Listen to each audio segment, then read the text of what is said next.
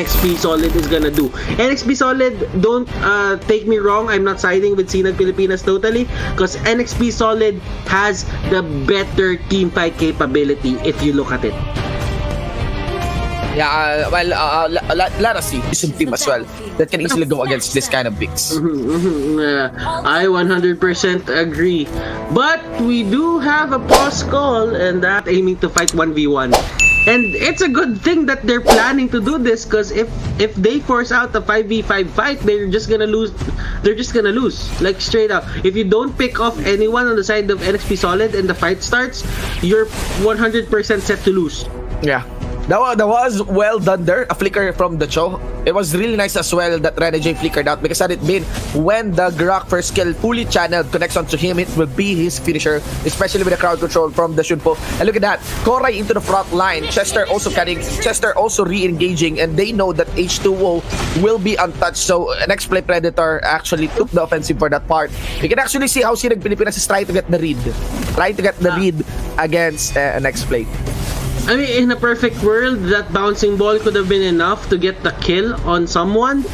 But, I mean, you don't really have the follow-up to put down that Cho, that Grok, and that Kimmy. So, you're just aiming to stop the engage and get your own set of objectives on your side. That Chester Rafaela is gonna go down in a flash. Yeah, well, we have the match here. Let's see once more. Chester just waiting for a bit. They needed to deny the buff. They were able to deny the buff. It was onto the Kimi. There goes Denver. Ejector. Very interesting patting from Denver. Here comes MB. They're baiting it. Denver in a tight spot. But MB would have to jump away. The Kimi is ever so punishing, but next play not giving too much. Except for the buff against Sinag. Very how do you call this, masterful showing of control from both teams. They could have gone for the kill, especially on MB if they chased, but Sinag Pilipinas, they're not gonna budge. They're gonna play this safe because they know that they have to get the Kimi on 100% uptime, especially on farming. So they just go for the early setup onto the bottom lane, just probably pressure it down, and force a reaction coming out here from the side of NXP. Okay, that was quick from the Natalia. But I think the Natalia is dead. Yep. Let's see here. Renegade. Denver going all in onto him. Smart Missiles will be the finisher. It is the first blood. Killed quite faster compared to Natalia. I'm very curious why the Natalia is not dead yet. I think she was able to get the invisibility. Okay. So that is a 1-1 who died on the side of... Okay, it's Natalia who died on the other side. But looking at how the pacing of the game is looking like, or feeling like, H2O here got the kill. He has the bounty hunter, so he's putting it to good use. Well, right now he has 1 kill on his belt, so that means it's not a waste of time. But if he gets 2 to 3 kills more, I feel that the bounty hunter talent will be justified.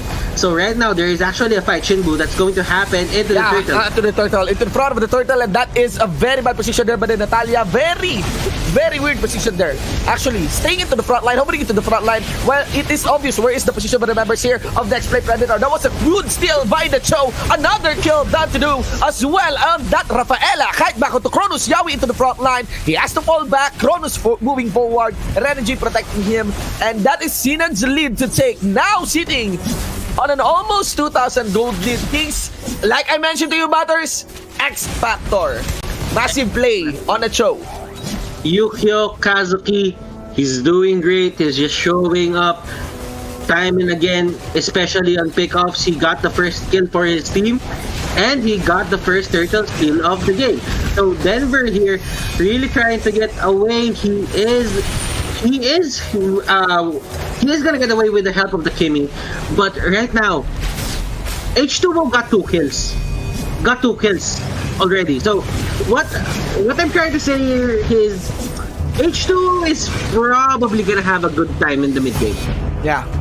He has the Raptor Machete up. I think so. I think that's the Raptor Machete right now. Okay, slow and steady here. Again, next play is the one playing with the backs against the walls here. I think now they're starting to underestimate actually Sinag Pilipinas. They haven't kept the Cho in check. They can actually punish just the Cho lane, but they're still going blindly onto the lane of the Kimi. Kimi now is... Yeah, Kimi is now totally okay. Kimi is now totally okay. What they need to be careful of is the Cho. Cho is now on snowball. If you look into the items, you can actually see that that Cho, I think already has good full item build on his side. Probably maybe an endless battle completed here, or maybe a BOD. That's my guess for that part.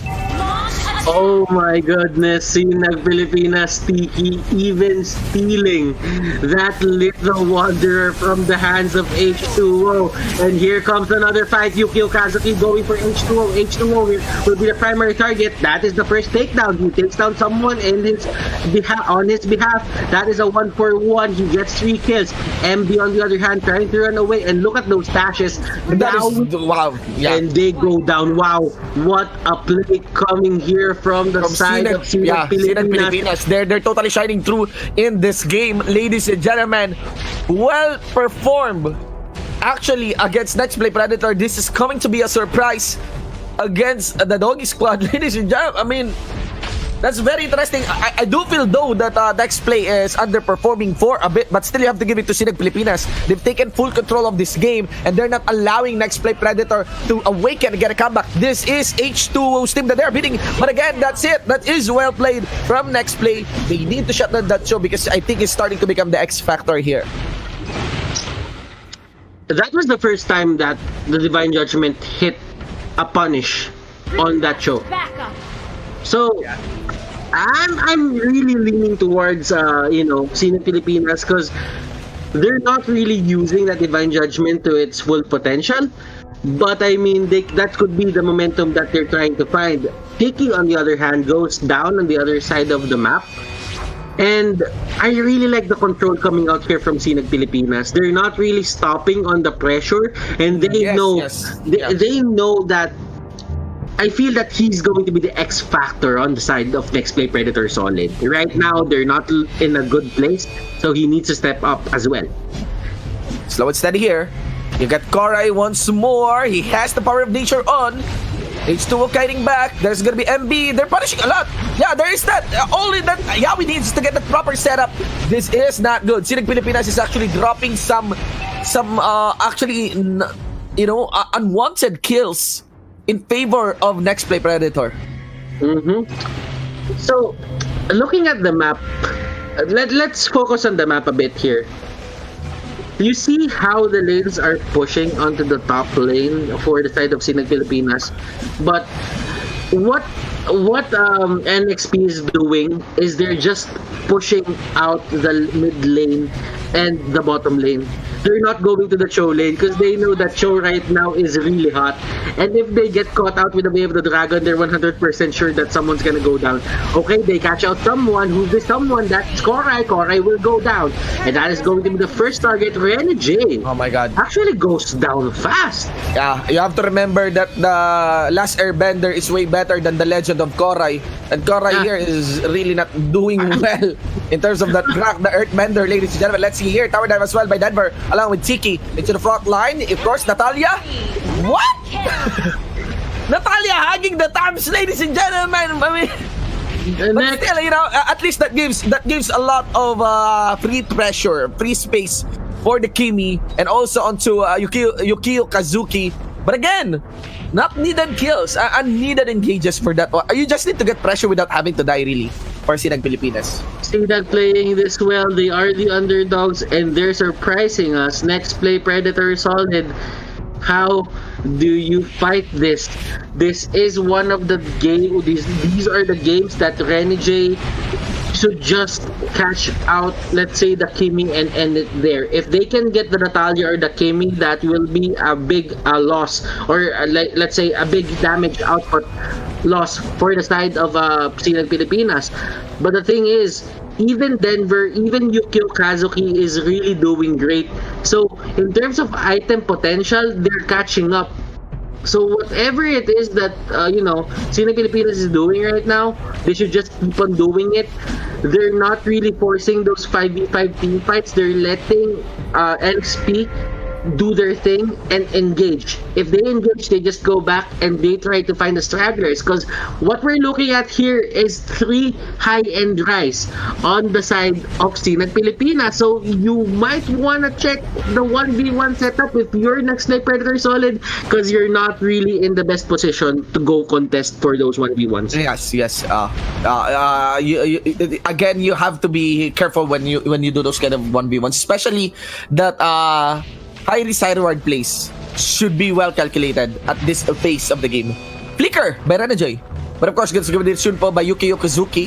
Very interesting flicker by Renajay, especially against the Cho. Underestimating that the Cho still has the Shunpo on. Now, that's a lot of burst coming in from the Kimi because no flicker on the Kaja. No threat of the flicker on the Kaja. Sinag Pilipinas knows that they can shine through this game. The way of the dragon, under the chariot, under the base by Yuki Yokozuki. He will be running for his life. MB chasing him down. Renajay for the backup. Cronus also kiting back.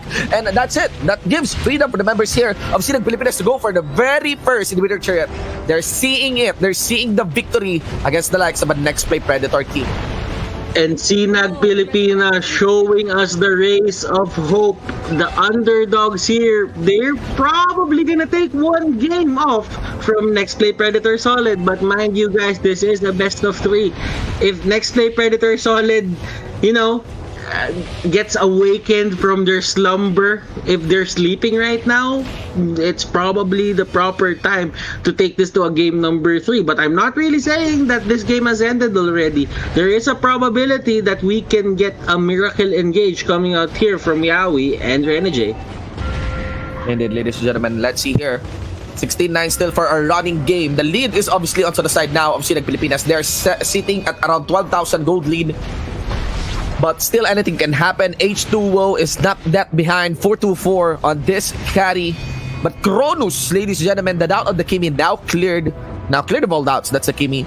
And Yuki Okazaki is still pressuring up top. That leaves the Tams not available for this fight. Denver getting the attention of Yawi. Tiki is also there. Next play Predator is not accounting for Tiki. They can get silence here for the backline. Next play Predator will lose this fight, ladies and gentlemen. That's gonna be Yuki Okazaki along with Tiki. And of course, Cronus with all the free in the world. That's it, ladies and gentlemen. Multiple knockups.